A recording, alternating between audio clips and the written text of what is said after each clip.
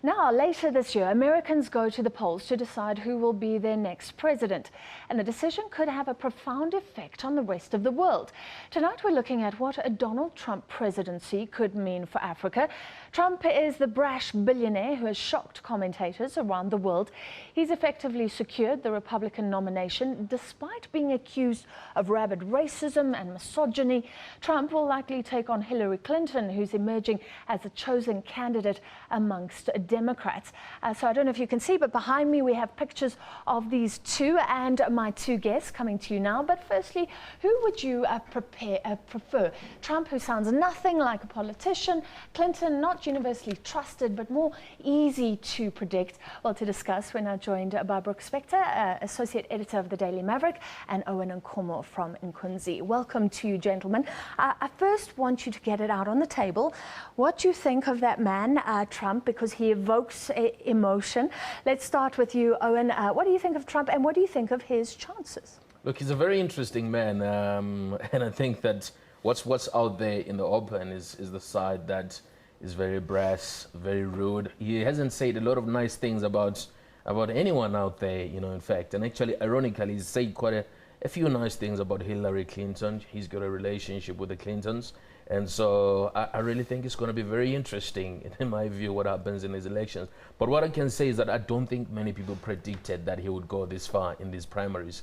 And unfortunately for the Republicans, they look to me like they've got a lot of humble pie to eat. Donald has proven he's the Don, and he's a big problem at the moment, I believe, for the Republicans and for the rest of the world because of his pronunciations against Nigerians, Mexicans, and anyone else who's not American. And there's a lot of irony in that because he's got in fact, America is a nation of mostly immigrants, and he's an immigrant as well in terms of his lineage. He's got Russian or rather German lineage. So it's quite ironic to see him express the things he's been expressing, especially around immigration rules and stuff like that. But I think he's entertained us quite a bit. But now the prospect of actually this being funny anymore is becoming less. And what are the chances? We'll still be laughing if he's will we president. Still be laughing? Yes. Brooks, let's get your view. And does he have a fighting chance? Well, my colleague here is dead wrong.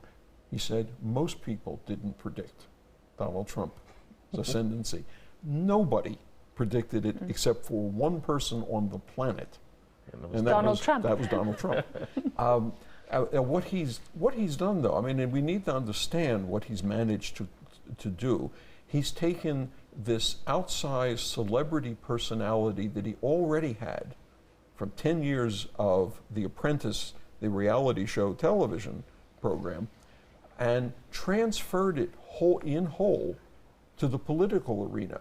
So instead of buying audience share or seizing audience share, he's been after political audience share. And what he has done is he's tapped into two fears, two anxieties, two types of anxieties.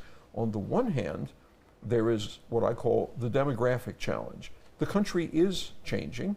The statisticians tell us that by 2050, the country will no longer be a majority white country, plurality surely, but all of the other minorities, Asian Americans, South Asian Americans, Hispanic Americans, African Americans, they will have achieved a very significant growth rate.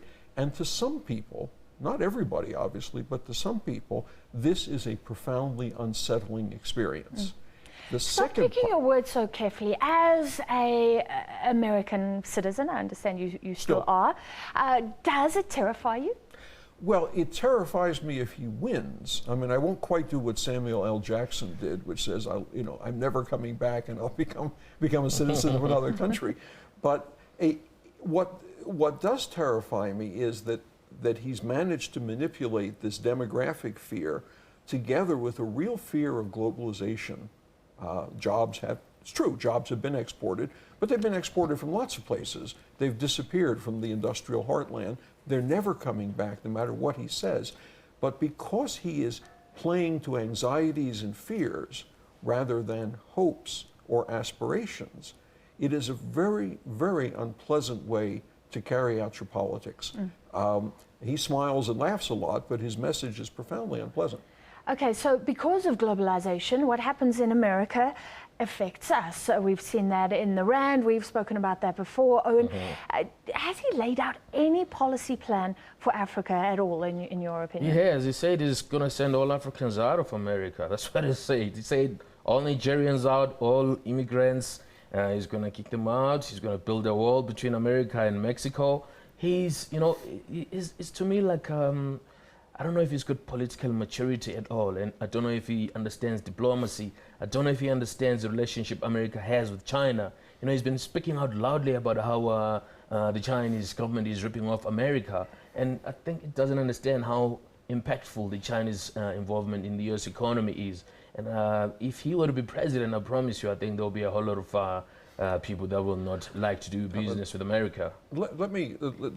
He has said a lot of these things. I mean, he said some extraordinary things. We're going to build an enormous wall against Mexico, and the Mexicans will pay for it because I'll make them. There'll be a 45% tariff against all Chinese goods imported to the U.S. We're going to push the South Koreans and the Japanese and the Saudis to develop nuclear weapons. But the problem with this is he can say all these things, but he doesn't have the authority to make them happen. It's a country. There are laws, there's a constitution, and you don't simply tell the government, go out and build yourself a 30-meter tall wall. I mean, that requires a budget. Now, Congress will never authorize such a thing because there are people in Congress who actually understand the rest of the world. And you've also brought up the fact that his policy flip-flops are quite incredible. So we don't really know where Trump stands, especially on Africa. So I want to bring you back to Africa, and let's play a guessing game. To me, it's quite interesting because the United States, especially under Obama, has been seen as this conscientious investor. They invest, they give aid, but they demand certain things around human rights. China has been operating Africa with no such stipulations. And Trump kind of seems like the Chinese candidate, that he will play wherever it's good for America. Do you agree with me? I think what Trump is going to do is just try and make sure that America continues to be what people previously used to perceive as a bully nation, because they've got all the assets, they've got all these defense equipment they can use in wars and stuff like that. I think Trump, in his world, he's sitting in a boardroom and he's Donald Trump, basically, and he's translating that into the political space. He thinks when he walks into the White House, if ever he does, and I'm hoping that it doesn't ever happen, he thinks he's going to be dictating all of these things. He says, we're going to make America great again. What is bad about America at this stage, when America has made so many changes, and in the Obama presidency, they've achieved quite a lot of things, you know, in terms of dealing with things like Osama bin Laden, and dealing with mending relationships with Cuba and things like that. There's a whole lot of things that have been achieved by America, and the world started to tolerate the USA, and hence the relationship with China has also been easy to manage, from China buying assets in the US and stuff like that. But if you come out and you Donald Trump, I mean, if you don't have an agenda for your biggest trading partner, you can't even have a decent agenda for Africa, I believe. And what does it mean for AGOA and things like that? I was going to raise that particular thing. Now, first of all, I want to underline something. I personally don't think he is going, come January 20th, I don't think he's going to be taking the oath of office. Hopefully. A lot of people are going to hold their nose, perhaps, vote for Hillary Clinton, but I don't think they're going to walk into that voting booth and they're going to say, this man could have the nuclear launch codes in his pocket. Yeah. And that is going to stop a lot of people right in their tracks. But if he were to play your guessing game, there will be a great deal of pressure from his office, on a much more quid pro quo based trading negotiating stance. You won't see any new version of AGOA under a Trump presidency, although it's got 9.5 years to run now. You won't see, you will see, if we give these concessions, you folks, whoever you folks are, have to give an equivalent Aren't the Americans concession. doing that already? That's what the critics were saying when this whole poultry debate came No, up. that was a whole different thing, and we can have hours on that. AGOA was U.S. legislation that You're saying unilaterally. generally it's benefited Africa, and we're not going to see things like that. Well, I think you future. won't see new versions of that if Donald Trump were to become president. I think you will also see a much more, how shall we say it, a much more America-centric approach to global collective security against things like informal, insurgent, terrorist activities, because he's got one version of his activities that talks to the economy, the global economy. He's got a very different one that says, I'm going to do only those things that I think are directly pertinent to American defense within the continental perimeter, unless somebody else agrees to pay for their share. And that's going to be a hard thing to swallow for a lot of countries. The trading regimen, you're going to see a lot more difficulty in any form of international or multilateral discussions on reductions of tariffs, on regularization or homologization of regulations on things like intellectual property and financial services. Those are going to be the tough things that people are going to swallow and say, we didn't realize he was going to do that.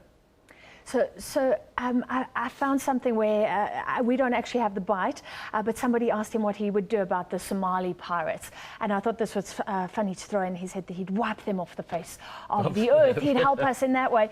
But say he becomes president. Which he won't be. Give us an economic... Giving me this nightmare.